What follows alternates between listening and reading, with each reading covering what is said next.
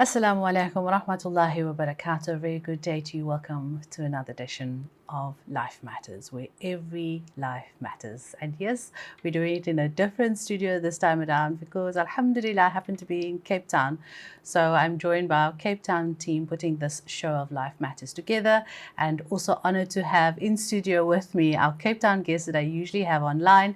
She's in studio in this edition as we're tackling again the topic and doing part two because there was so much to cover with regards to balancing discipline and compassion. So adab and raising our children in a manner within the Quran and Sunnah, but in a loving way. And if we really, really look into the Quran and Sunnah, there's no hitting, there's no beating, there's no shouting, in fact, none of those.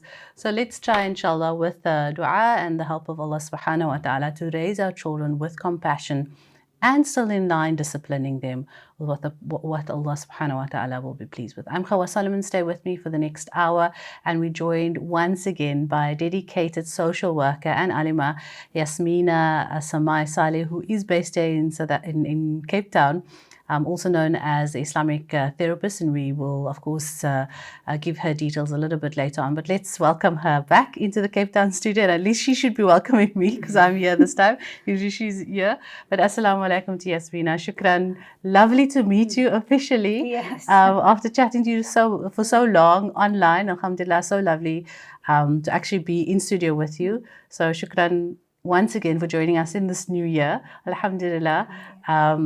And let's tackle this topic. I know we spoke about balancing, that discipline with compassion and including compassion within our discipline. And we've alhamdulillah spoke about the role of compassion, how it does play within Islam, setting some clear expectations, some boundaries, talking about consistency in parenting. Through teaching, discipline and the values, so we don't lose that as well.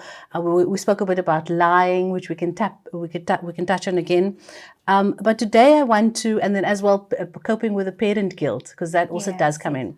But today specifically, I want to touch on and highlight our children as individuals within their temperament, respecting their individual differences and their boundaries. And as much as we are the parent, we are the leading, pillar in the home, they also have come with their own fitrah, their true belief in Allah and their own, behavior, their own discipline within them, and molding, using Islam to mold it without breaking it. So life is different now, and we raise our children very differently to how we were raised. We were okay with a slap, the slipper thrown to us, and I'm sure with some children you can give them a skrik with that, but it's of course not really recommended in today's time. We must take their emotions in concern, their environment, their temperament, how we are behaving. Of course, we reiterate this all the time, us as a pillar first. So let's look at respecting their different individuality. Let's first look at understanding their temperament, and maybe we could just backtrack again with regards to discipline and compassion, and understand their different temperaments, inshallah. Yes. So, alaikum salam wa rahmatullah. Yes, welcome. Maaf. I gave quite a long introduction. No problem. But yes, the topic I just spoke about previously, it was quite a bit still to cover, and we work cut short, yes. But just to touch on the discipline again, I think something I didn't mention the last time was that the intention actually behind the discipline. So I spoke about discipline, what it is, etc. But I think when you discipline your child, there should be that intention. And I know this is important. I know I didn't mention it before, but you actually should intend when you're disciplining your child that you must make sure that the child takes from you that you are, what you're intending is you're telling them, look, you are a good child by nature. You are well behaved, you have good character, etc. But you made a bad decision. Okay. Whereas now, if you are going to, and I see this all the time, and then you take the child and then you discipline in the way that you take them down within themselves, their character. And then they'll start to believe, but I am a bad person. I've been told I'm a bad person. So now it's almost like a scapegoat. So now I will say, well, obviously I'll have bad behavior because you said I'm a bad person. So that's the normal process I would follow. So then they start to own that negative behavior. And you see this.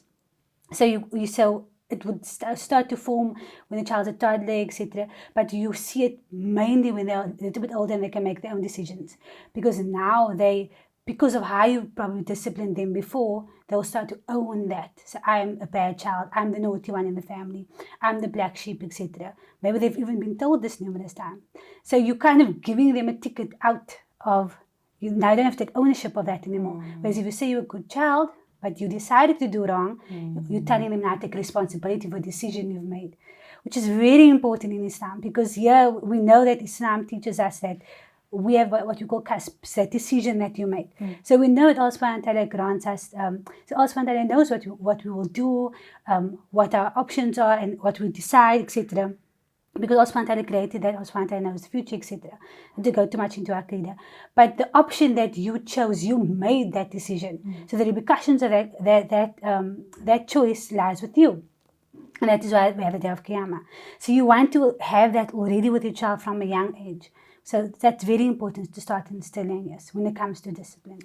I am so glad and actually, feel sort of comforted in a way when we parent, if we should just only realize to parent Islamically.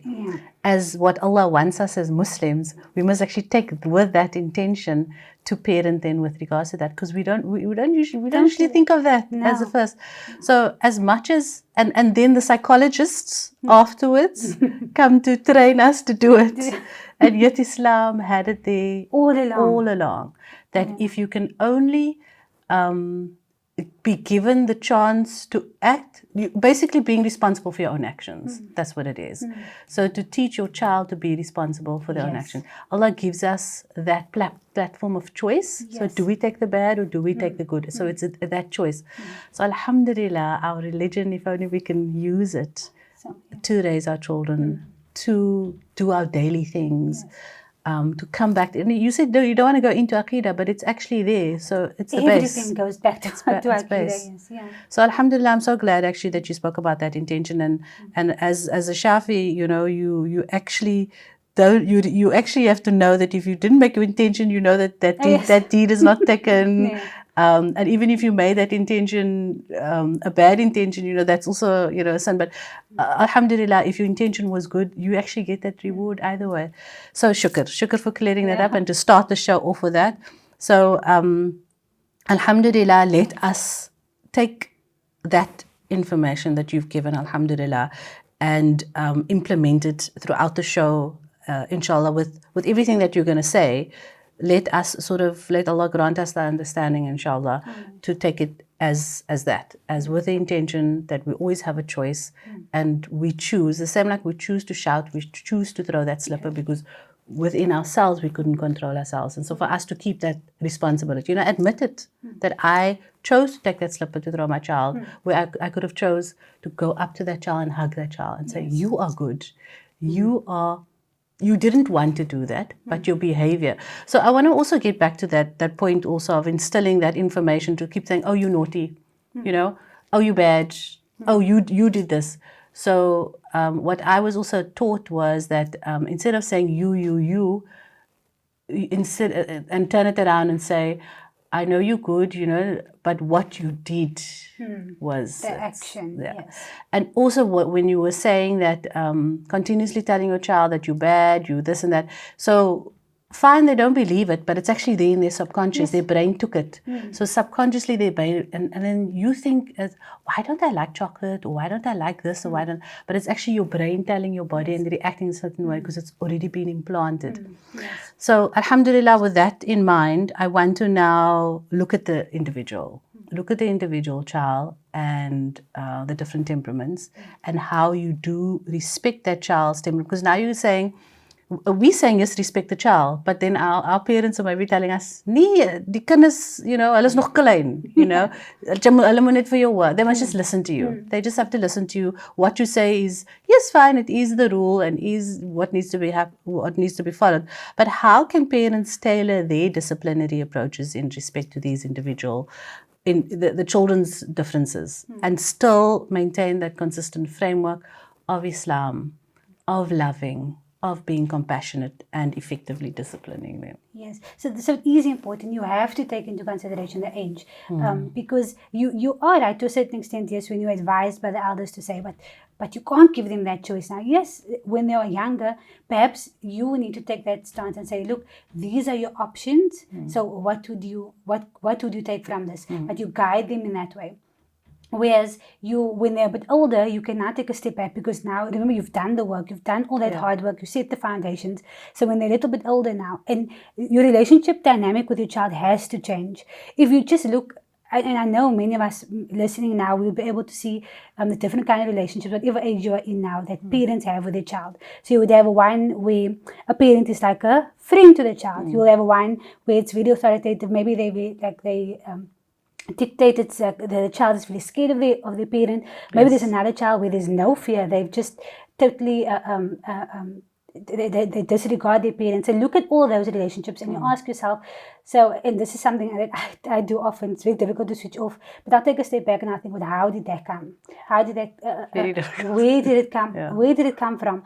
So, and like I said, sometimes it stems from how they were raised, but definitely it's that relationship between the two. So if you are a little bit older and you have older kids, what you would do is you cannot have that relationship with your child where you dictate anymore. So now you need to trust that your child has the tools to make the correct decisions. So this had to be instilled from a younger age already. And if you had not done that, it would be quite difficult when you are older. However, when your child's married and they moved out of the house, etc., you take a more advisory role now as a parent. You no more dictate to your child, do this, do that, raise your child like this, send them to this school, because now you trust that, okay, you've done what you can for your child. It's their turn to take that responsibility. Right. So when it comes to temperaments, because now you not only take into consideration age that I spoke about now, you also take into consideration the character. So temperament is it's basically how each individual views the world. So this and how they interact with the world. So there are opinions where they say, look, this excludes environmental factors. But we look at temperaments yet. But I do think there's a strong influence from the environment on that individual. And it's the environment you create, but also we have different environments. We have the school environment. We also have the social media environment. So all of these things are affecting your child and how they cope with their world. So if you look at like we said now, the temperament of the child. So you would have, and what we need to do is we also have to take note of what our own temperaments are. Okay. Because the way you respond to your child, so if you have a child that is very shy, someone that clings to you when there's a change in the environment, so maybe you go to a party, etc., and the child clings to you, hides behind your leg because they don't like the loud noises, the large amount of people, etc. Now that is maybe something your whole body rejects the idea that this child is like this and you don't understand. But maybe that is because you are like that and you realize it made your life very difficult. You don't want that for your child. Or you are the opposite of that. You are very bubbly, open, and you would thrive in situations like this. And I don't understand why your child's not like that. So the way you react is oftentimes your own temperament towards your child. So to know that is number one. Okay. And then you look at your child. So and how to so it's easy. You can check online also what the different temperaments are. But it's very easy to see is your child somebody that they withdraw quite a bit? Can they adapt easily? Are the activity levels high, low, etc. Because then we can maybe touch on later on the consequences of behaviors. And I don't say punishment, I say consequences. Yes. Your consequences should also be tailor-made to the temperaments. Because now your one consequence would be that you send the child to the room. But that might be a dream for the one child because they would prefer to sit in the room with the book. And you tell the other child, well, you need to go to your room because you must behave. And this is a worse punishment because they would prefer to be out there socializing with friends. Yes. So these things have a major impact on our discipline. Yeah. Because is it going to be effective or not? Depending on your child. I laugh because I've heard of one instance the parent was saying, this child was saying, no, just give me a hiding. They had a conversation of what the consequences were going to be. Do we give hidings? Do we give time out? Do we give, screen time, whatever? And the one shouted, just give me a hiding. I want it over and done with. And then I know it's finished. Yeah, okay. And then the other child was again, no, don't eat me. Don't. But we laughed because we gave them the options and whatever. So it's so true what you say. Yes. Each child is different, so the same consequence is not going to work. Yes. We actually talk about Islamic guidance on mercy, and that it comes in with regards to consequences after the short break. So please stay with us as we continue the conversation on life matters, where we want you also to interact. We love how you tell us, what's happening in your home. How are you disciplining with mercy, of course, in every way? And are you considering your child's temperaments? And tell us the different stories of your children and which consequence, what works for them. But more after the short break. Stay with us.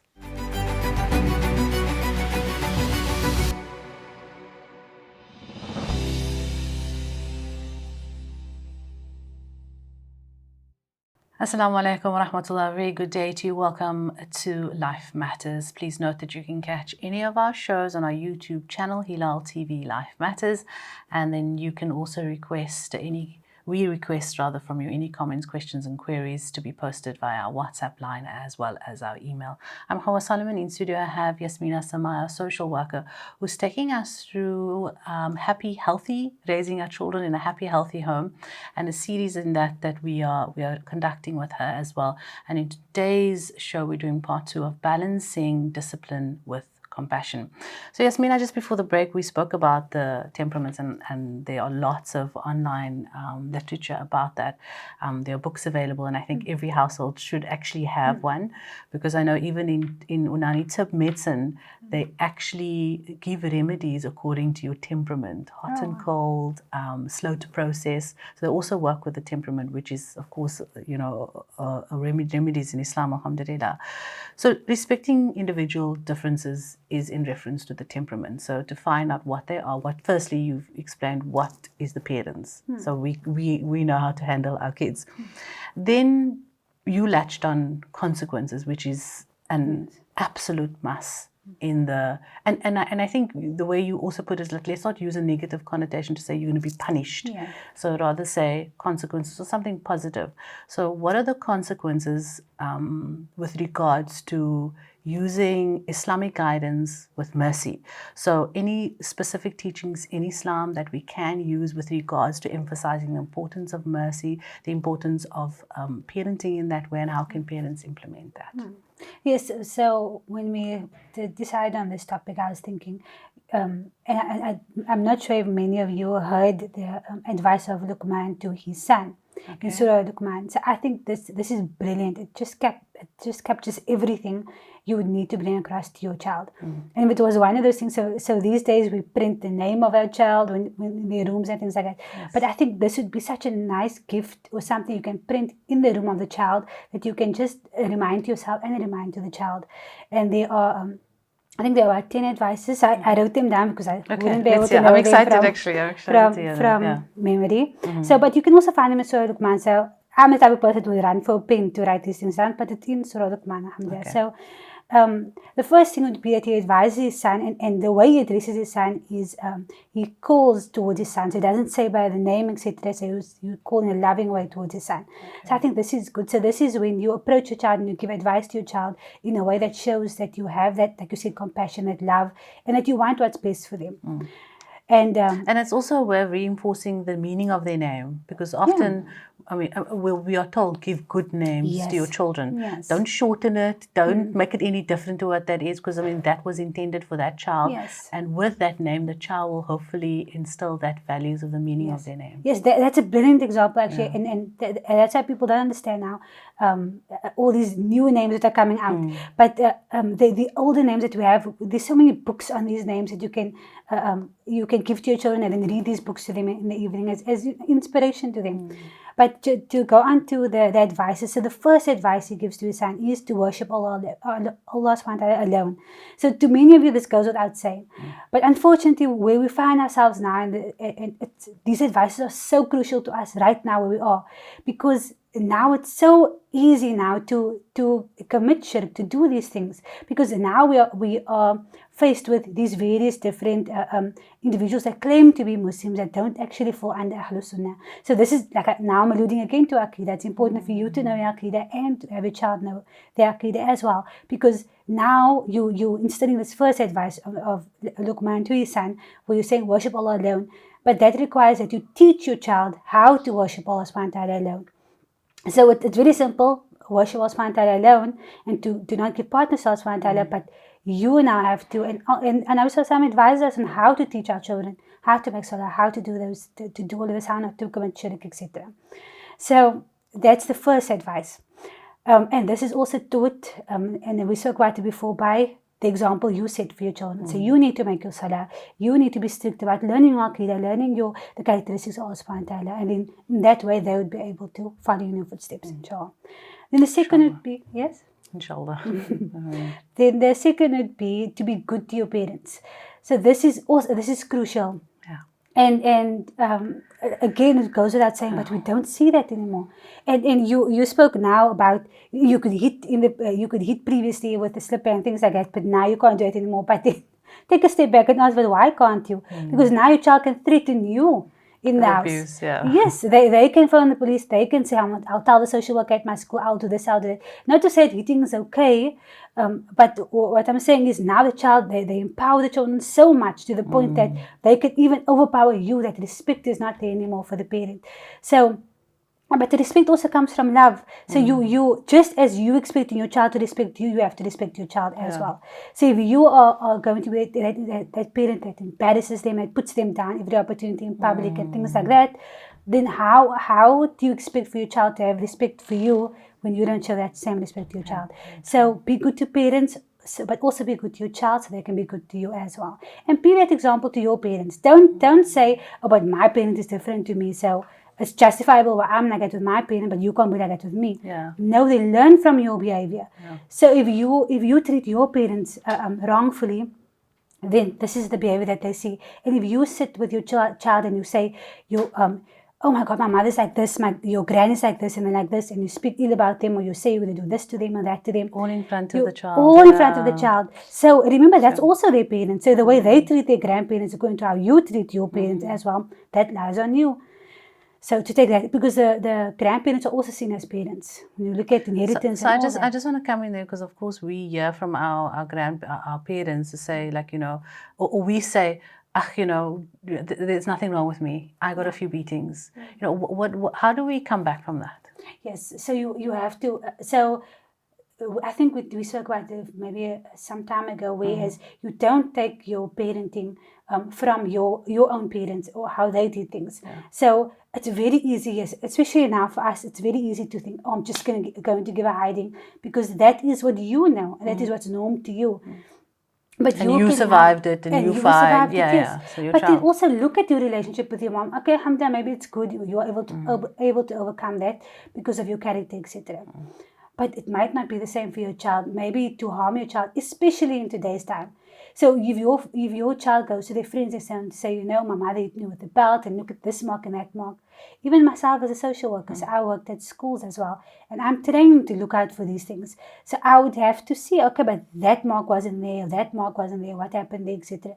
So it's very different now. And it's also, if you've signed some sort of contract, being a social worker, it's your responsibility to then actually go and lay a case if you hear that. Yes, it is. And even my private clients, when they send their kids to me, within the document, and I say, I'll go through this document in our first session, but you will go through this document with your child to assure them that everything stays confidential, but then there's a clause there to say that in these situations I will speak out. So the parent knows and the child knows that in certain situations where there's a danger to the child, I will speak out. So times are different. You have to move with the times now. And also you have to respect the law of the country that you live in. Which is also part of Islam. And we live, alhamdulillah, in such a beautiful country, South Africa being the only one, if I might just say, that stood up to the apartheid Israel state. Yes. So for us to be South Africans, we should actually be proud. Yes, definitely. So so that would be the second advice.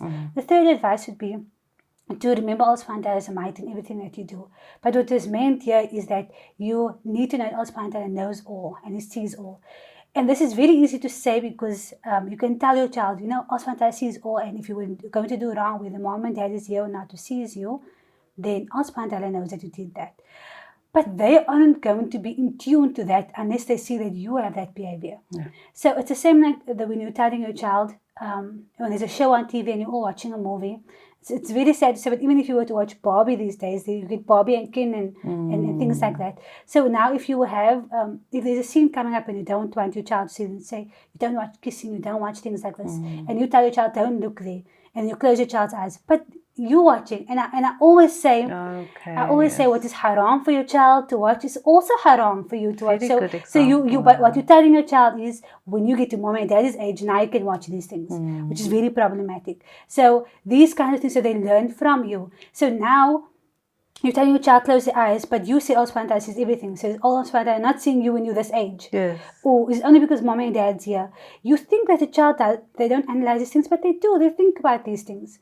So, and they take everything into consideration. So what you silently telling the child is that you don't look, but when you get to 26, 27, whatever, then you can look. But it's actually something that I never thought of, and you're making me think now, because if I don't want to watch something, if I make it okay to watch something on TV and I see the same thing happening in public, would I stay and watch it? You know, like you're saying, say a couple is kissing or, you know, showing affection in public. Am I going to stand there and stay?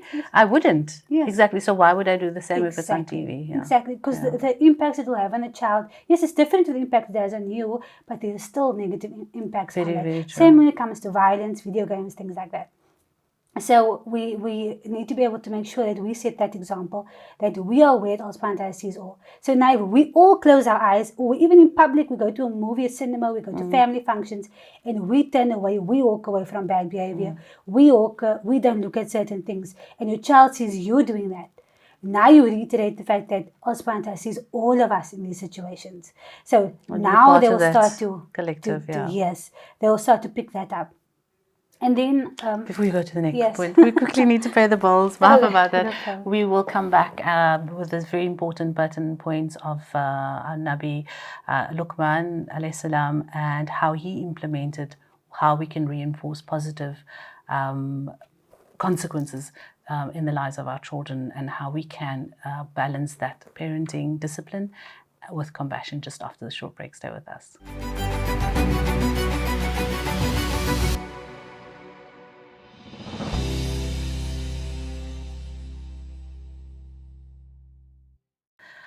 Welcome back, and alhamdulillah, we're trying to take our time, because in the series of raising our alhamdulillah holistic child in a happy, healthy home, we want to look at every angle and every aspect. And yes, as much as we think our religion doesn't come in, yes, it actually does.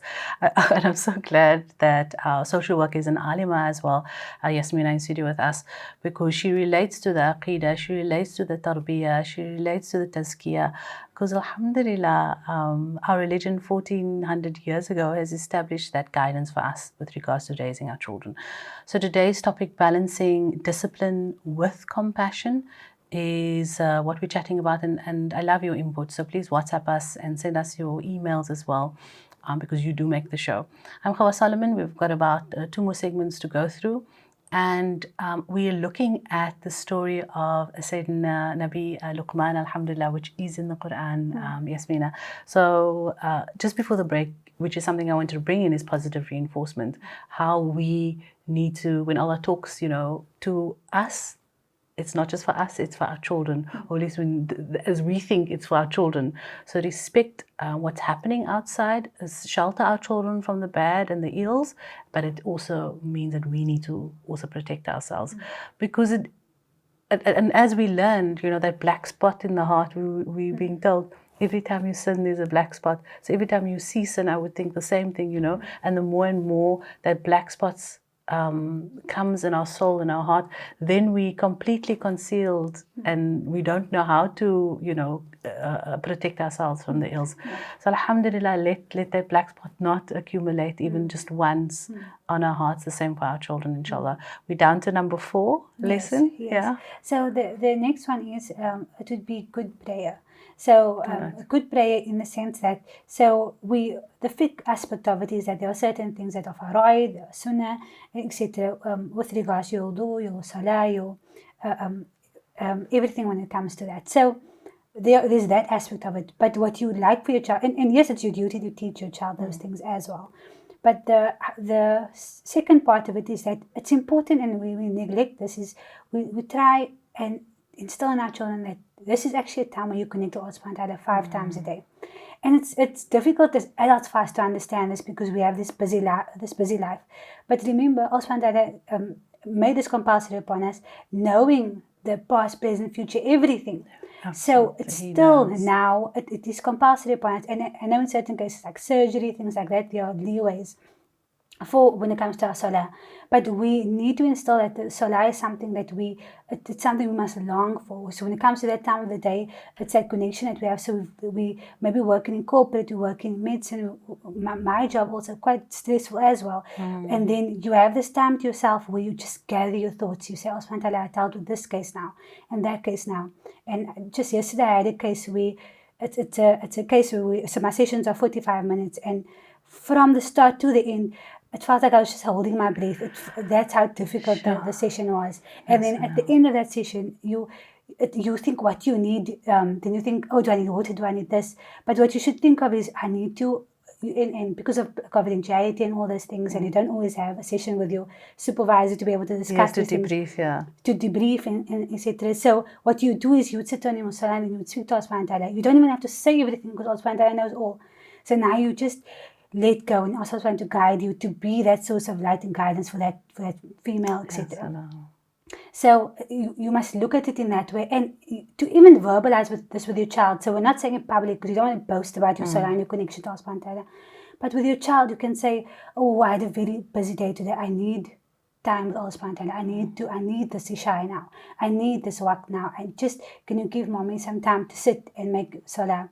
So they can see that you long for it, you need it. It's something that in your day, it's an escape for you from the difficulty of this world. Because we know this world is really difficult and it's a test for us. So when you start to think like that, and I love the hadith when Nabi Sallallahu Alaihi Wasallam guides us on how to be in this world as if you are a traveler.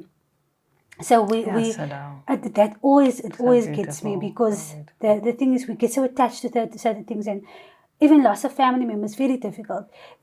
Issues, I deal so much with issues of inheritance. I deal so much with so many issues, and I think to myself, if you had thought of this hadith, various other hadith as well, but this one always comes to mind, in that everything is so temporary.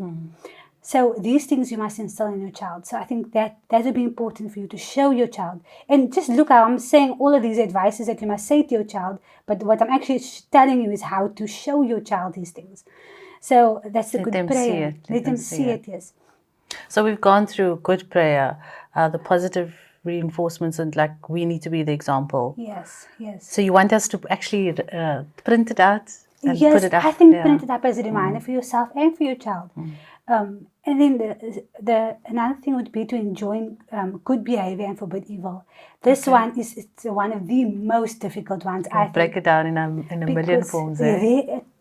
Honestly, however, because if you look at if I just look at myself, and I'm sometimes in a position where if you see a wrong happening and you have knowledge on that situation, you would have to say something. So it's very difficult, because there are certain people that, yes, they look like, not to say they're alien to you, but they're Muslim, they salah, they do everything. But then you find yourself that when something is clear cut in Quran, in Sunnah, there's no two ways about it, this is compulsory. And you discuss this with that individual, then sometimes they just outright reject these things because of just influences from the West or environment, etc. And you think to yourself, but you are a Muslim, you're supposed to understand this. We always refer to, but just look at the what's happening in Palestine at the moment. It seems so black and white to all of us that this is wrong. Yet you find yourself going blue in the face, trying to speak to certain people to say, but how can the massacre of people be? How are you justifying this? And they are sometimes in a position where they don't even feel like they need to give you an answer. I just feel that I don't want to take that side of the Palestinians. And you can't understand what does our world come to, where evil can be seen as good and good can be seen as evil. You can justify almost anything. Where we have prisoners now that commit numerous murders, rape, etc., all these things, but they are given so much rights to the point where they are free, and sometimes the victim of the family or the victim with regards to rape, sexual abuse, whatever, they are the ones that have a difficult life, not the ones that they have more committed. rights. Yeah, yes. they have more rights. So that is the world we're living in now. So to teach that to your child, I say it's very difficult. A client comes to mind, but actually there's not so much that I can mention there. But I see it filtering in with a lot of my clients as well, where they are facing this way. Things seems right in the south, things are supposed to be, but they're having so much difficulties with their husbands, with their families, with their jobs, etc. Because what is right is made wrong, and what is wrong is made right, and it's very difficult. So I would say you need to ask our spine for guidance, especially in the context we live in now. So I think with that in mind, if we could just pause and take a short break, because just mentioning that the wrong and the ills in the world, where the perpetrators are being given so much rights, and the victims are actually we're actually making them more victims. And I think with that, let us just pause and take a short break and think about that. Just think about it, and how much we need to consider and step back, and how much the Palestinians are actually an example for us and what we should be doing, because Allah has already chosen them for the journey that they need to take. So what are we doing about it? More just after the short break, as we discuss balancing the discipline with compassion. Back in a moment.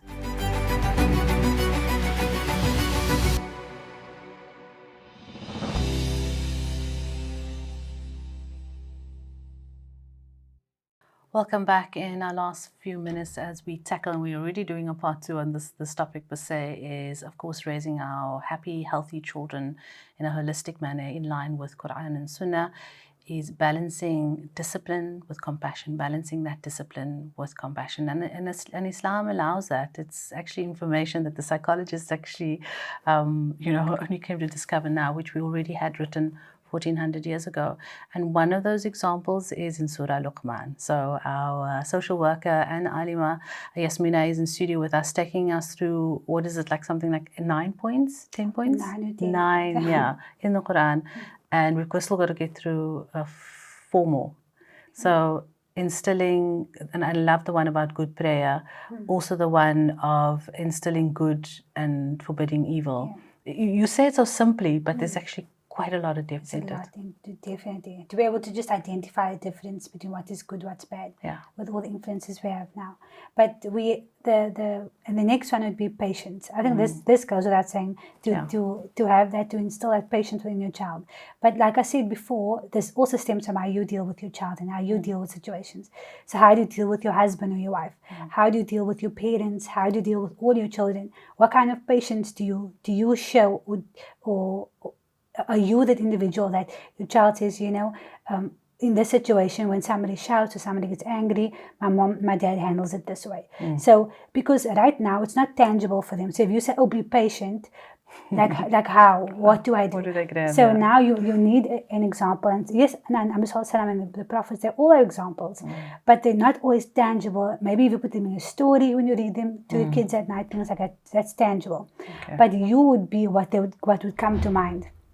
So then if it comes to an individual shouting and screaming maybe at them, they find this at school, they would think to themselves, okay, but when this happens to mom or dad, they handle it in this way. And this seems to be a good outcome.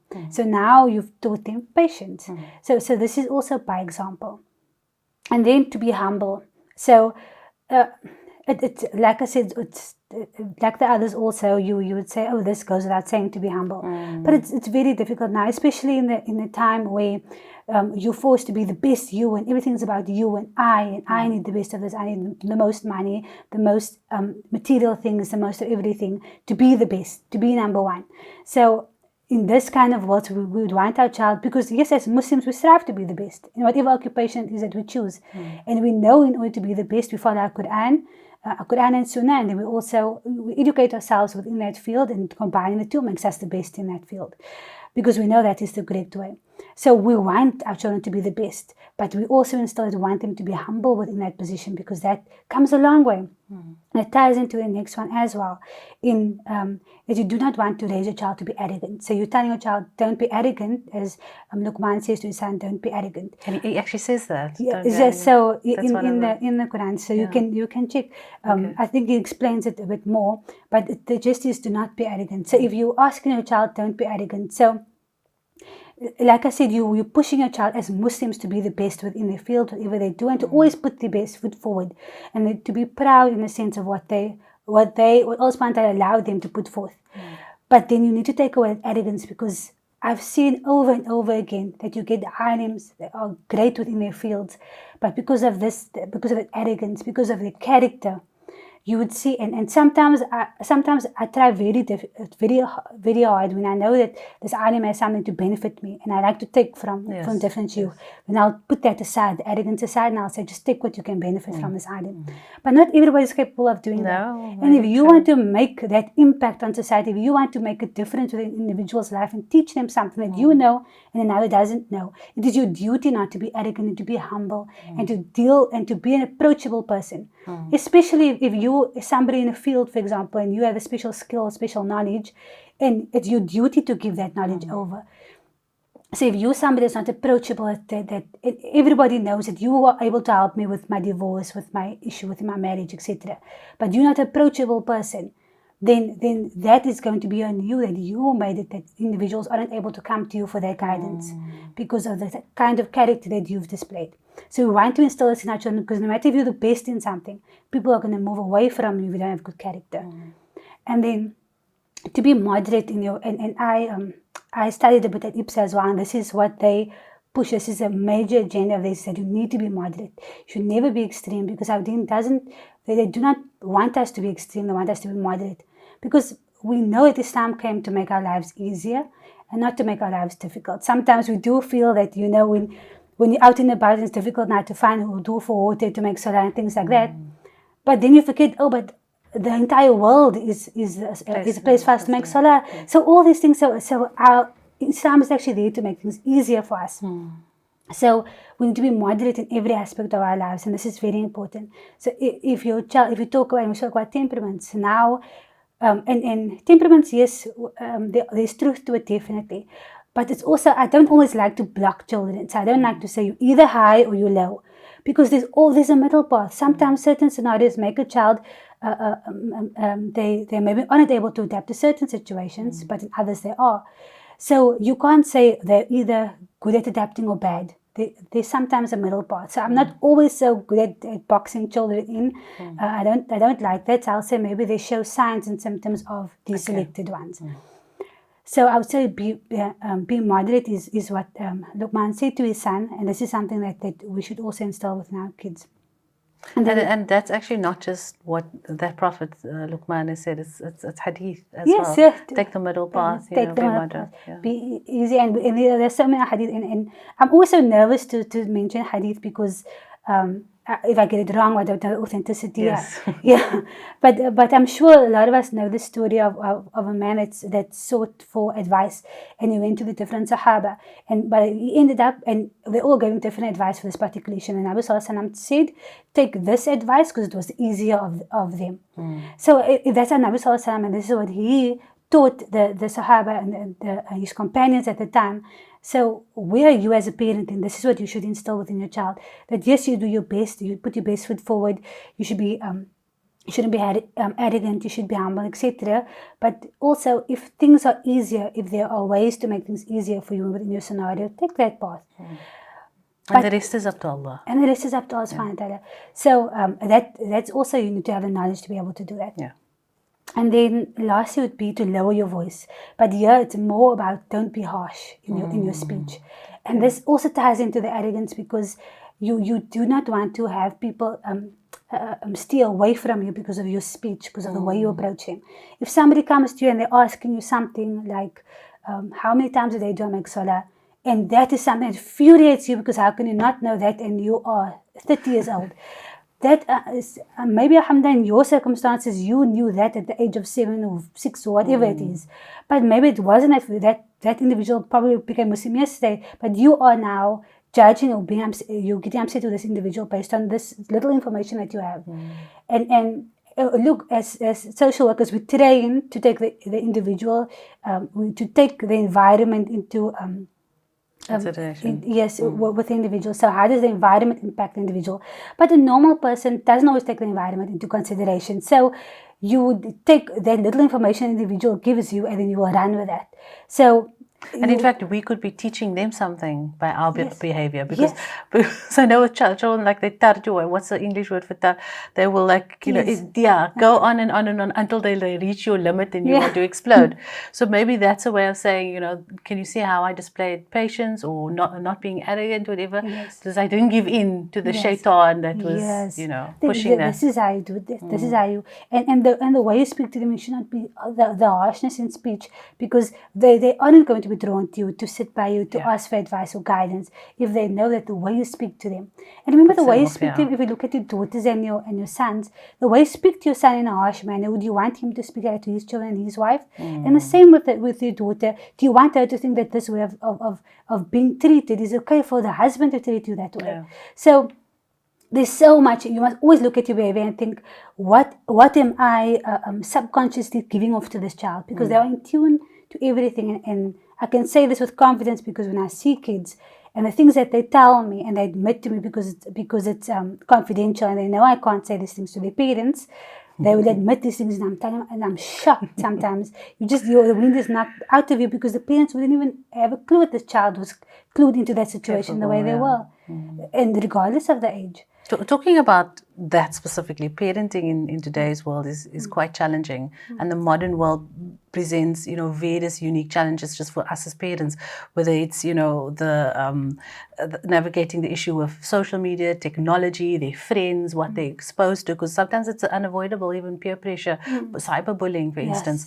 Let's talk about, when balancing discipline with compassion, how do you try and, like you're saying, through these examples, not lose your cool, use, what our Deen has given to us as a foundation. But and this I have to ask in concluding comments, because we're wrapping up.